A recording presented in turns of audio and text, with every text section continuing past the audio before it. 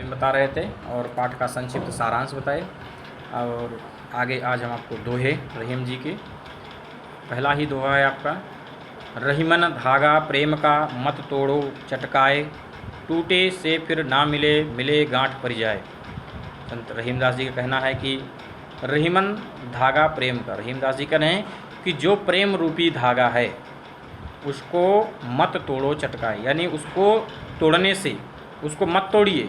जो प्रेम रूपी धागा है उसको मत तोड़िए, टूटे से फिर ना मिले मिले गांठ पड़ जाए। जिस प्रकार धागा को तोड़ देने से अगर उस धागा को हम दोबारा जोड़ते हैं तो उसमें कहीं ना कहीं गांठ पड़ जाती है, उसी प्रकार इस समाज में, इस संसार में हमारे क्या है, रिश्ते हैं। जिन रिश्तों को यदि हम एक बार हमारे मन में उस रिश्ते के प्रति खटास आ गया या किसी प्रकार की भावना आ गई, वैसा मन फिर नहीं रह सकता है। यानी जिस प्रकार धागा को तोड़ने के बाद धागा को जोड़ने में गांठ पड़ जाती है, मन में वैसा ही गांठ उत्पन्न हो जाती है। दूसरा है, रहीमन निज मन की बिथा मन ही राखो गोए, सुन अठिलय हैं लोग सब बाँट न लय हैं कोय।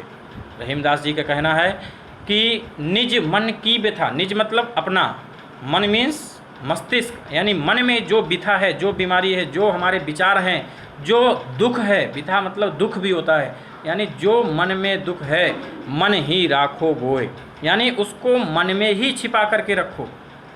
कैसे? सुन अठिलय हैं लोग सब बाँट न लय हैं कोई, यानी यदि आपने किसी से अपने मन के दुख को बताया तो अठिलय हैं मतलब हंसेंगे, सभी लोग हंस लेंगे, लेकिन उसको कोई बांटेगा नहीं। बाँट न लय हैं कोई उसको बांटता नहीं है कि आधा दुख हमको दे दो तो आधा दुख का भार तुम्हारा खत्म हो जाए, ऐसा नहीं हो सकता है।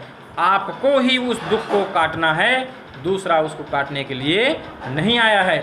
इसलिए इस संसार में रहीमदास जी का उपदेश है, रहीमदास जी का कहना है कि मन के अंदर जो दुख है उसको आप छिपा करके ही रखो, उसको कहने से कोई फ़ायदा नहीं होता है। अगला है, एक साधे सब सधे सब साधे सब जाए, रहीमन मूल ही सींचबो फूलें फले अघाए। संत रहीमदास जी का कहना है कि एक साधे सब सधे, एक ही काम करना चाहिए मनुष्य को, एक साथ कई कार्य नहीं करना चाहिए। एक साथ कई कार्य करने से सारे काम बिगड़ जाते हैं। एक ही साधे सब सधे, हमें एक ही कार्य करना चाहिए, सब साधे सब जाए। और हम एक ही समय में एक ही साथ हम कई कार्यों को करते हैं तो सारे काम बिगड़ जाते हैं, यानी सब साधे सब जाए। सबको एक साथ साधने का प्रयास करेंगे तो संपूर्ण नष्ट हो जाएगा, संपूर्ण रूप से विनाश हो जाएगा। जिस कार्य को हम कर सकते थे वह कार्य भी असफल हो जाएगा, उस कार्य में भी हम असफल हो जाएंगे। हम एक साथ 10 कार्य नहीं कर सकते हैं, 2 कार्य नहीं कर सकते हैं, केवल और केवल एक कार्य कर सकते हैं। जिस प्रकार रहीमन मूल ही सींचबो, मूल ही मीन्स होता है जड़। रहीमदास जी का कहना है कि फूले फले अघाए, रहीमन मूल ही सींचबो फूले फले अघाए। रहीमदास जी का कहना है कि पेड़ की पत्तियों को मत सींचो, तुम केवल एक काम करो, एक ही काम करो, क्या? मूल ही मतलब जड़।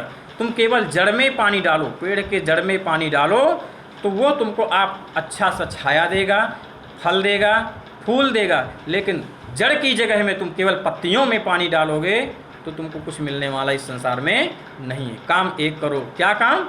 जड़ में पानी डालो। यानी आप जिस प्रकार पेड़ की केवल एक जड़ को सींचने से तुमको इतने सैकड़ों फल फूल, छाया, हजारों लकड़ियाँ, माने हजारों कार्य तुम्हारे केवल किसमें से एक कार्य करने से हो सकते हैं। कौन सा कार्य? जड़ में पानी डालने से। यदि तुमने पत्तियों में पानी डाला तो तुम्हारा कोई काम नहीं बनने वाला है। इसलिए रहीमदास जी कहते हैं काम एक ही करना है, उस काम को करने के बाद दूसरा कार्य को करो। एक साथ सब कार्य करोगे तो आप असफल हो जाओगे। अगला है, चित्रकूट में रमि रहे रहीमन अवध नरेश, जा पर विपदा पड़त है शो आवत यह देश। यहाँ पर रहीमदास जी ने चित्रकूट जिला जनपद चित्रकूट का जो है बखान किया है, उसकी महानता बताया है। क्या बखान किया उन्होंने कि इस चित्रकूट जनपद में रहीमन अवध नरेश, यानी रहीमदास जी और अवध मतलब अयोध्या, अयोध्या के नरेश, नरेश मतलब राजा, यानी चित्रकूट जनपद में रहीमदास जी और अयोध्या के राजा दोनों यहाँ पर रहते थे। और कह रहे हैं जा पर विपदा पड़त है। विपदा मीन्स विपत्ति, दुख।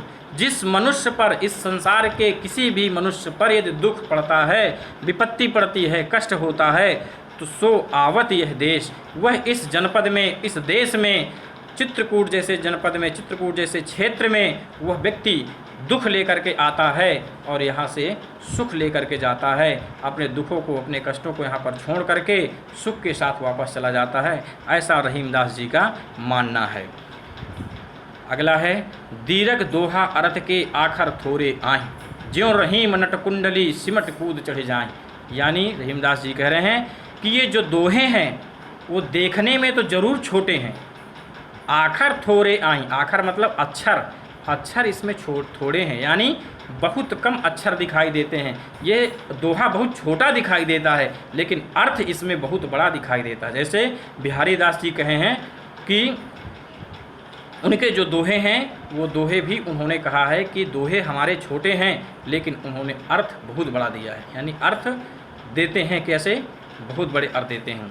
तो उसी तरह रहीमदास जी भी कह रहे हैं कि ये दोहे जो हैं हमारे बहुत बड़े अर्थ देते हैं लेकिन इसमें अक्षरों बहुत ही कम अक्षरों का समाहित हुआ है, यानी बहुत ही कम अक्षरों से बन गए हैं। जिस प्रकार जो रहीम नट कुंडली, रहीम कह रहे हैं कि जिस प्रकार नट कुंडली, नट मीन्स होता है जो खेल खेलता है, जो योगा करता है, जो आपको देखते हैं नाटक करते दिखाई देता है, वो इतना बड़ा शरीर लेकर के नट कुंडली सिमट कूद चढ़ जाएं। यानी कुंडली मतलब घेरा, छोटे से घेरे के अंदर से अपने शरीर को समेट करके उस छोटे से छेद से पूरा अपने आप को प्रवेश करा देता है। क्यों? क्योंकि उसे मालूम है अपनी प्रक्रिया को करने का, तो वो क्या करता है, छोटी सी जगह से अपने आप को प्रवेश कर देता है। तो वो घेरा छोटा दिखाई देता है लेकिन उससे से मनुष्य कितना बड़ा अंदर चला जाता है वो है। इसी प्रकार दोहे हैं, देखने में छोटे हैं लेकिन उसके अंदर बहुत बड़ा अर्थ छिपा होता है। अगला है धन धनी रहीम जल पंक को लघु जी पियत अघाए, उदधि बड़ाई कौन है जगत पियास हो जाए। इसमें रहीमदास जी का कहना है कि धन्य रहीम जल पंक को, धनी मतलब धन्य है, धन्यवाद उस पानी को, उस जल को मैं थैंक्स बोलता हूँ। किस जल को? जल पंक को लघु जी पियत अघाए। पंक मतलब होता है कीचड़, यानी वह कीचड़ का पानी, वह तालाब का पानी, जो थोड़ा सा पानी होता है, उस पानी को मैं धन्यवाद देना चाहता हूँ। क्यों? क्योंकि लघु जी पियत अघाए, लघु मीन्स छोटा, जी मीन्स जीव, जीव पक्षी, पियत मीन्स पीता है, और अघाय मीन्स संतुष्ट हो जाता है, आत्मा तृप्त हो जाती है उसकी। कैसे?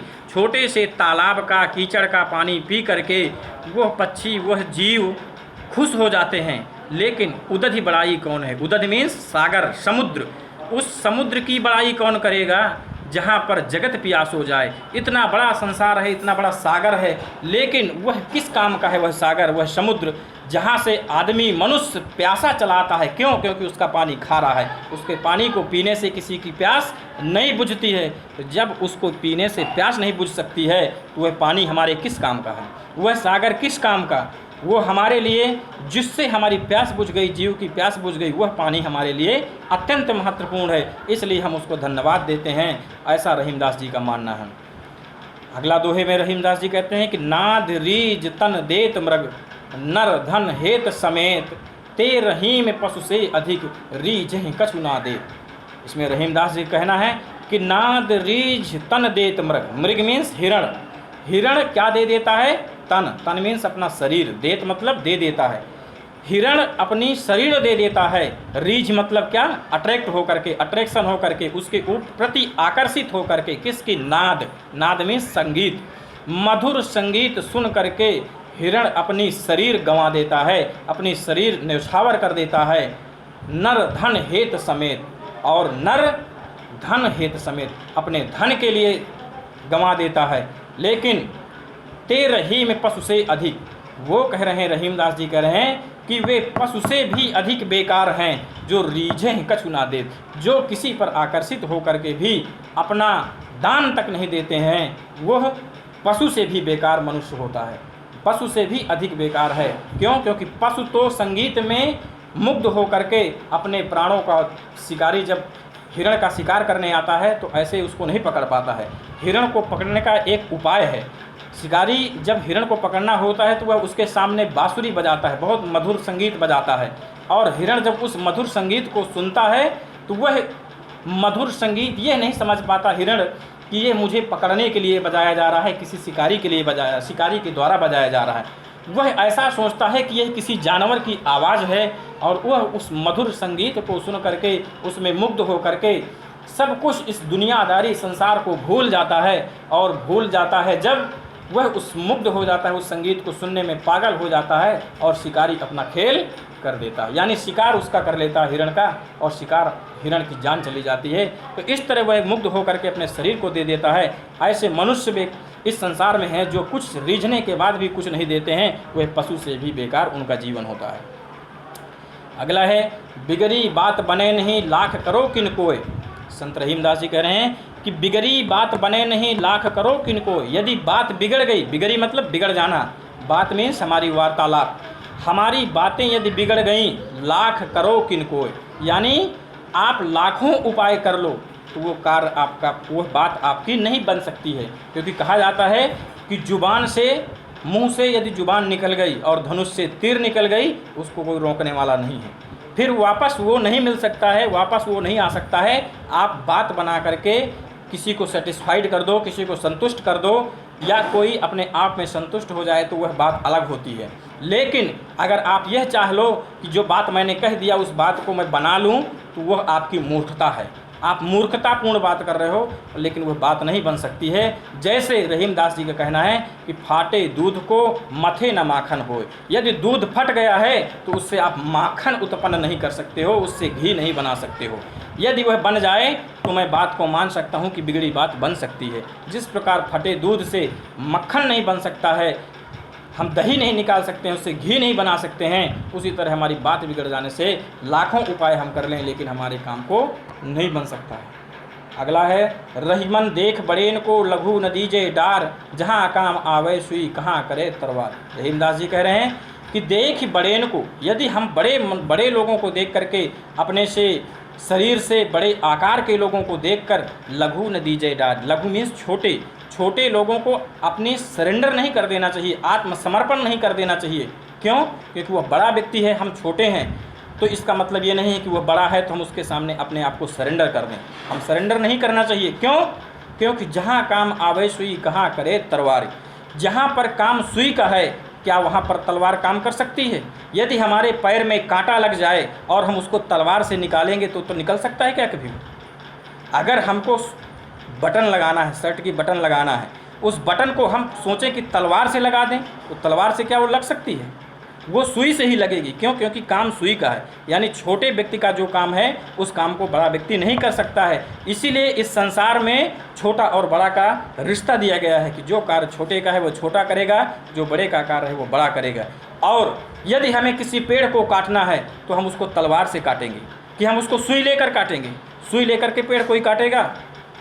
सुई लेकर के पेड़ को कोई काटेगा? बताओ आप, सुई कितने दिन तक पेड़ को आप काटोगे? कोई असर करेगा?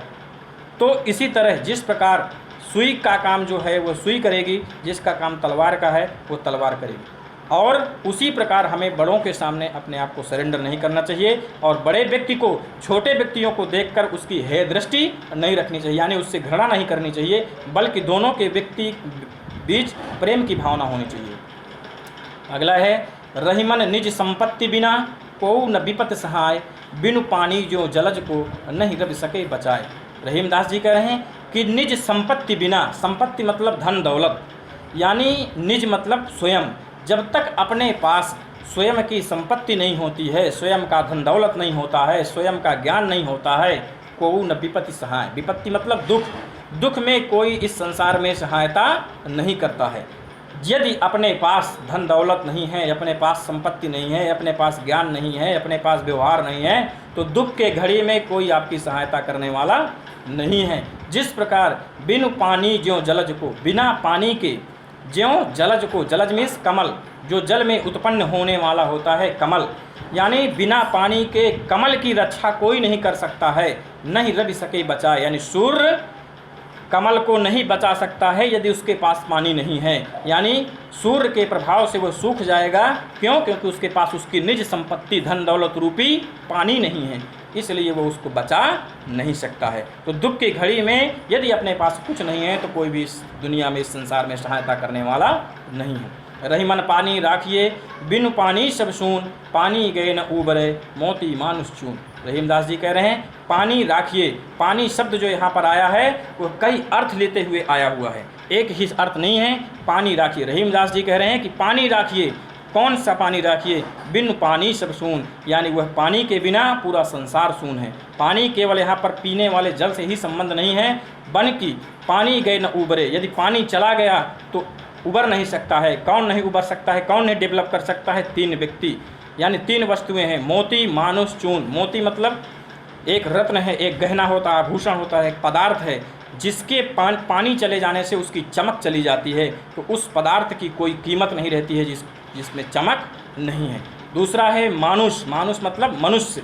यदि मनुष्य का चरित्र बेकार हो गया, यानी उसका पानी चला गया, चरित्र चला गया, यहाँ पर पानी का मतलब चरित्र से है, मनुष्य के लिए चरित्र से। यदि उसका कैरेक्टर बेकार हो गया तो उसका समाज में, इस संसार में जीना ही बेकार है। चून यानी आटा से संबंधित है, यदि आटा को गीला करना है तो हमें उसके लिए पानी की ज़रूरत पड़ती है। तो इस तरह ये 3 वस्तुएं हैं, इसके लिए हमें पानी रखिए। यानी पहला पानी मतलब है पानी का चमक, दूसरे अर्थ है चरित्र, तीसरा अर्थ है जल। यानी ये तीनों नहीं हैं तो ये संसार में रहना भी उसका बेकार है। तो इस तरह आप इन तीनों दोहों को पढ़िए, और जहाँ पर भी दोहा समझ में नहीं आया उसको आप